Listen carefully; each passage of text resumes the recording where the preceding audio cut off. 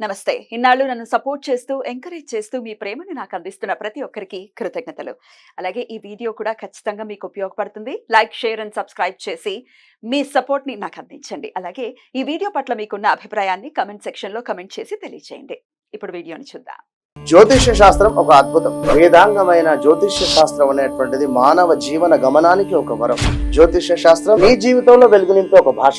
ఆ భాష నీకు అర్థమైతే ప్రకృతి నీతో మాట్లాడుతుంది. అస్ట్రాలజీ నేర్చుకోవాలి అనుకునే వారికి అద్భుత అవకాశం. మురళీధర శర్మ గారి అస్ట్రాలజీ క్లాసెస్ అతి త్వరలో మొదలు కాబోతున్నాయి. 100% జాబ్ గ్యారంటీ. వివరాల కొరకు సంప్రదించండి. నమస్తే, వెల్కమ్ టు అవర్ ఛానల్. నేను పద్మిని. ప్రస్తుతంతో పాటు ప్రముఖ ఆధ్యాత్మికవేత్త, ఆస్ట్రోన్యూమరాలజిస్ట్, వేదిక్ వాస్తు స్పెషలిస్ట్, శ్రీ విద్య మరియు హనుమత్ ఉపాసకులు బ్రహ్మశ్రీ డాక్టర్ సిస్లా జయశంకర్ గారు మనతో పాటు ఉన్నారు. మాట్లాడదాం సార్. నమస్తే సార్. మా ఆయుష్మతి భవ. సార్, శ్రావణ మాసానికి సంబంధించి ద్వాదశ రాశి ఫలాలు మీరు అందిస్తూ ఉంటారు. ఆల్రెడీ కన్యా రాశి వరకు గురించి కూడా మాట్లాడుకోవడం జరిగింది. ఇక తులారాశి నుంచి మీన రాశి వరకు ఎలా ఉండబోతోంది సార్ శ్రావణ మాసం? మీరు అందరికీ కూడా ఒక్కసారి మీ ద్వారా. తప్పకుండా అమ్మా. ఈ నెలలో ఆగస్టు నెలలో శ్రావణ మాసం అనే కన్నా మనం ఆగస్టు నెల 1వ తారీఖు నుంచి 31వ తారీఖు వరకు చెప్పుకుంటున్నాం. ఏదో తెలుగు మాసం అని తృప్తి. ఈ నెలలో గురువు వృషభంలోను అంటే శుక్రస్థానంలో, రాహు మీనంలోను, కేతు కన్యలోను, శని భగవానుడు కుంభంలోను, రవి కర్కాటకంలో, శుక్రబుధులు సింహంలో, కుజుడు వృషభంలో సంచరిస్తున్నారు. ఈ నెల రవి కర్కాటక రాశిలో 17వ తేదీ మధ్యాహ్నం 1:20 వరకు ఉండి తర్వాత తన స్వక్షేత్రమైన సింహరాశిలోకి ప్రవేశిస్తున్నాడు. కుజుడు వృషభ రాశి నుండి తృతీయ స్థానమైన మిథున రాశిలోకి ప్రవేశిస్తున్నాడు. ఆగస్టు 26 వరకు వృషభంలోను తర్వాత మిథునంలోను ఆయన ప్రవేశిస్తాడు. శుక్రుడు ఆగస్టు 24 వరకు సింహంలోను తర్వాత కన్యలోను సంచరిస్తాడు. బుధుడు ఆగస్టు 24 వరకు సింహంలో ఉండి వక్రించి కర్కాటకంలోకి ప్రవేశిస్తున్నాడు. ఇది ఈ నెల, ఈ శ్రావణ మాసపు ఆగస్టు నెల గ్రహస్థితి, గోచారంలో ఉండే గ్రహస్థితి. ఇక మేజర్గా ఖచ్చితంగా మాస ఫలాలు ఖచ్చితంగా చూసుకుంటూ ఉండాలి. ఎందుకంటే కొన్ని గ్రహాలు 1 మంత్కి ఒకసారి అలా తిరిగిపోతూ ఉంటాయి. సూర్య, బుధ, కుజ, శుక్ర, వీటి ఇంపాక్ట్ కూడా చాలా ఉంటాయి కాబట్టి డెఫినెట్గా చూసుకోవాలి. ఇక డైలీ ఫలాలు కూడా చంద్రుని ఆధారితం చేసుకుని డైలీ కూడా చూసుకుంటూ ఉంటారు. ఇక పెద్ద గ్రహాలు ఎలాగో ఉండనున్నా సంవత్సరానికి సరిపడా చూసుకుంటాం. సో మరి శ్రావణ మాసం అంటేనే డెఫినెట్గా ఒక అద్భుతమైనటువంటి మాసం. అటు దేదీప్యమానంగా అమ్మవారికి సంబంధించినటువంటి క్రతువులు అనుకోవచ్చు, లేకపోతే శివుడికి కూడా అత్యంత ప్రీతికరమైనటువంటి మాసంగా కూడా ఈ మాసాన్ని చెప్తారు. ఎలాగో అందరూ ఈ రెమెడీలు ఆ రెమెడీలు అని కదా, ఇలాగా అమ్మవారి ఆరాధనలో ప్రత్యేకించి ఉంటారు కదండి. శ్రావణ లక్ష్మి, ఆ శ్రావణ మాసం అంటేనే ఒక పవిత్రత, ఒక పండగ వాతావరణం వెల్లివిరుస్తుంది. శ్రావణం అనే దాంట్లోనే ఆ వైబ్రేషన్ ఉంది. ఏదో తెలియని ఒక ఆనందం అయితే ఖచ్చితంగా మానసిక ఆనందం.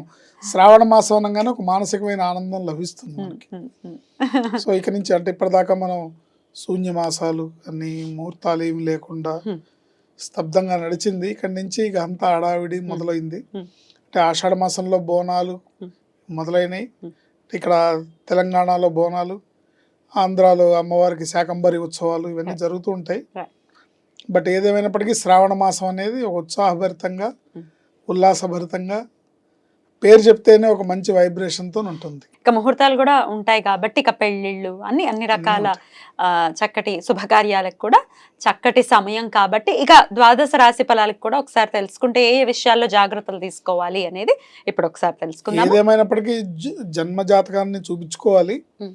బట్ గోచారంలో గ్రహ సంచారం ఎలా ఉంది? మనకి గోచారంలో బాగుంటే గ్రహచారం బాగుండట్లేదు కొంతమందికి, గోచారంలో బాగుండకపోతే గ్రహచారంలో బాగుంటుంది. ఇలాంటప్పుడు ఏమవుతుందంటే జీవితం అంతా కూడా ఒక స్ట్రగుల్స్తోనే సాగుతుంటుంది. గోచారంలో బాగుండి గ్రహచారంలో కూడా బాగుంటే వాళ్ళకి మంచి ఫలితాలు వస్తాయి. మరి ఎవరికి వస్తున్నాయి ఏంటి ఇండికేషన్? ఇది ఎండ్ ఆఫ్ ది డే ఇలా ఈ ఇండికేషన్స్ ఉన్నాయి, జాగ్రత్త వహించండి, ఇది జరగబోతోంది, హ్యాపీగా ఉంది. గోచారంలో ఉన్న గ్రహస్థితిని బట్టి తీసుకోవాల్సిన జాగ్రత్తలు తీసుకుంటే ప్రమాదాల బారిన పడకుండా, ఇబ్బందుల బారిన పడకుండా క్షేమంగా ముందుకు సాగుతాం. ఏదేమైనప్పటికీ జీవితం అంతిమ లక్ష్యం. మరి వృశ్చిక రాశి వారికి ఈ శ్రావణ మాసం ఎలాంటి ఫలితాలను ఇస్తోంది అనుకోవచ్చండి? వృశ్చిక రాశి వారంటే విశాఖ నక్షత్రం 4వ పాదం, అనురాధ 1, 2, 3, 4 పాదాలు, జ్యేష్ఠ 1, 2, 3, 4 పాదాలు వృశ్చిక రాశి కిందకి వస్తాయి.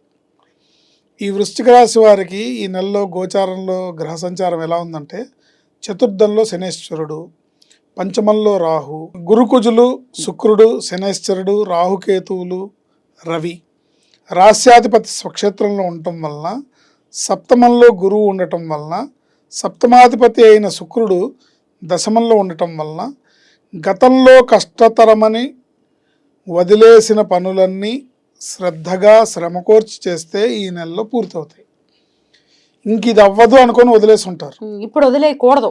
ఇప్పుడు కొంచెం మీరు గట్టిగా ప్రయత్నం చేస్తే అయిపోతుంది. ఆ సమయం ఈ రాశి వాళ్ళకి అట్లా నడుస్తుంది. అంటే ఇది ఇప్పట్లో అయ్యే పని కాదని వదిలేశారనుకోండి, ఈ నెలలో మీరు దాని గురించి కొంచెం ఎక్స్ట్రా మైల్ మెంటాలిటీతో కొద్దిగా కష్టపడి శ్రమ కోరిస్తే ఈ నెలలో అయిపోతుంది. అది ఏదైనా కానివ్వండి, ఆస్తి వ్యవహారాలు, కోర్టు లావాదేవీలు అన్నీ కూడా సానుకూల పడే అవకాశం ఉంది.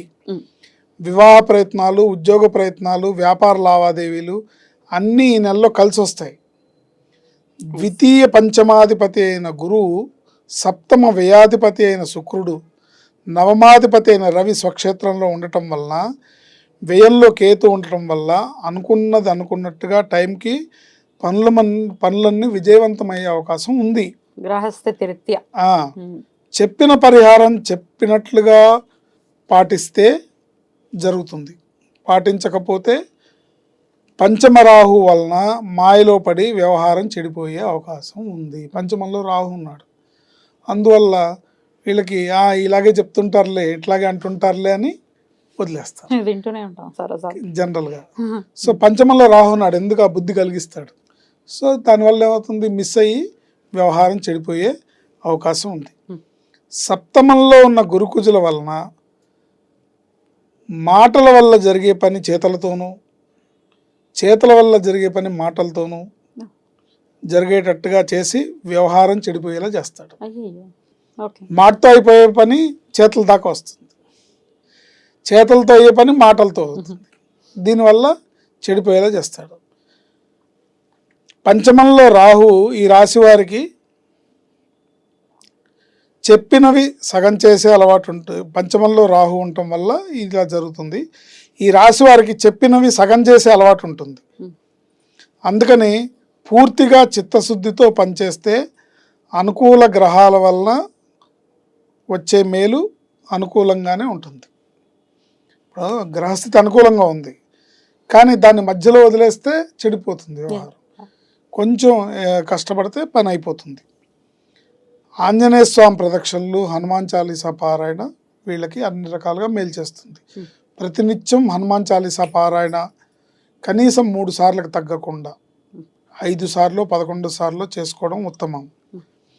మంగళవారం శనివారం ఆంజనేయ స్వామి ప్రదక్షిణాలు చేయడం, ఆంజనేయ స్వామి దేవాలయానికి వెళ్ళి స్వామిని దర్శించుకోవడం, ఉన్న వ్యతిరేకమైత ఏదైతే ఉందో, పంచమంలో రాహు ఉండటం వల్ల వచ్చే ఎఫెక్ట్ ఏది ఉందో అవన్నీ కూడా తొలగిపోయి ముందుకెళ్తారు.